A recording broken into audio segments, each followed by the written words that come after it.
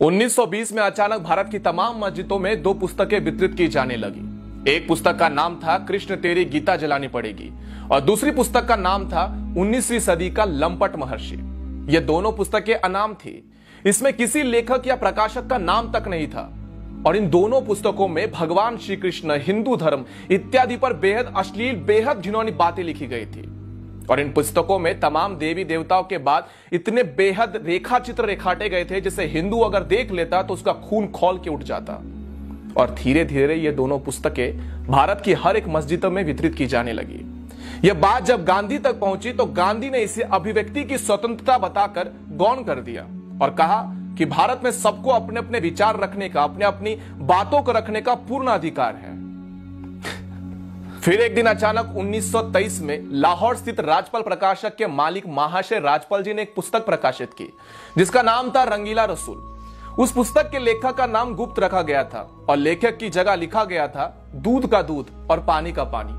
हालांकि उस पुस्तक में असली लेखक पंडित चंपूपति थे जो इस्लाम के जाने माने विद्वान थे और सबसे अच्छी बात यह थी कि उस पुस्तक में कोई भी झूठ नहीं था बल्कि तमाम सबूतों के साथ बकायदा आयत नंबर, हदीस नंबर इत्यादि देकर कई बातें लिखी गई थी। 1.5 वर्षों तक रंगीला रसूल बिकता रहा पूरे भारत में, कहीं कोई बवाल नहीं हुआ। लेकिन एक दिन अचानक 24 मई 1924 को गांधी ने अपने समाचार पत्र यंग इंडिया में एक लंबा चौड़ा लेख लिखकर रंगीला रसूल पुस्तक की खूब निंदा करी और अंत में 3 पंक्तियां ऐसी लिखी: मुसलमानों को स्वयं ऐसी पुस्तक लिखने वालों को सजा देनी चाहिए।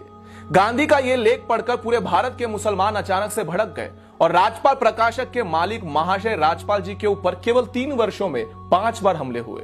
लेकिन गांधी ने एक बार भी हमले की निंदा नहीं की थी। मजे की बात यह है कि कुछ मुस्लिम विद्वानों ने उस पुस्तक रंगीला रसूल का मामला लाहौर उच्च न्यायालय यानी कि हाईकोर्ट में दायर किया।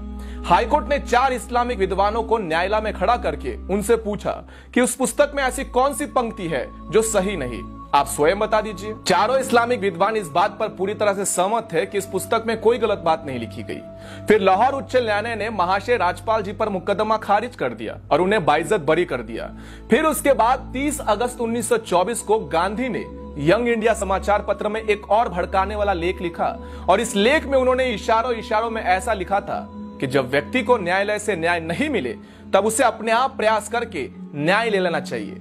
उसके बाद महाशय राजपाल जी के ऊपर 2 बार और हमले का प्रयास हुआ और अंत में 6 अप्रैल 1929 का हमला जानलेवा साबित हुआ जिसमें मोहम्मद इल्म दीन नामक एक युवक ने गदा से महाशय राजपाल जी के ऊपर कई बार वार किए जिनसे उनकी मौत हो गई थी। जिस दिन उनकी हत्या हुई उसके 4 दिन बाद गांधी लाहौर में थे, लेकिन गांधी महाशय राजपाल जी के घर पर शोक प्रकट करने नहीं गए और ना ही अपने किसी संपादकीय में महाशय राजपाल जी की हत्या की निंदा की।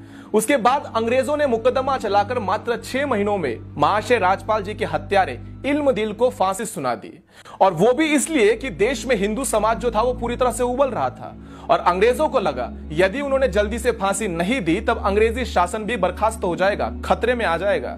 उसके बाद 4 जून 1929 को गांधी ने अंग्रेज वायसरॉय को चिट्ठी लिखकर महाशय राजपाल जी के हत्यारे की फांसी की सजा को माफ करने की अनुरोध किया था और इसके अगले ही दिन अपने समाचार पत्र यंग इंडिया में एक लेख लिखते हुए जिसमें गांधी ने यह साबित करने का प्रयत्न किया था कि हत्यारा तो निर्दोष है, नादान है, क्योंकि उसे अपने मजहब का अपमान सहन नहीं हुआ और उसने गुस्से में आकर यह हत्या करने का निर्णय ले लिया।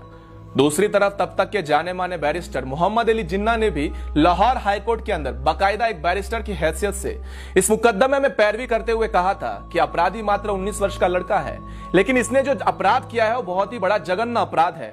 इसके अपराध को कम नहीं समझा जा सकता, लेकिन इसकी आयु को देखते हुए इसकी फांसी को सजा को उम्र कैद में बदल देना चाहिए या फिर इसे काले पानी में जेल में भेज देना चाहिए। लेकिन अंग्रेजों ने 31 अक्टूबर 1929 को महाशय राज्यपाल जी के हत्यारे मोहम्मद इल्म दीन को लाहौर जेल में फांसी पर चढ़ा दिया था। बापू, तुम्हारा अहिंसा का पाठ एक तरफा था।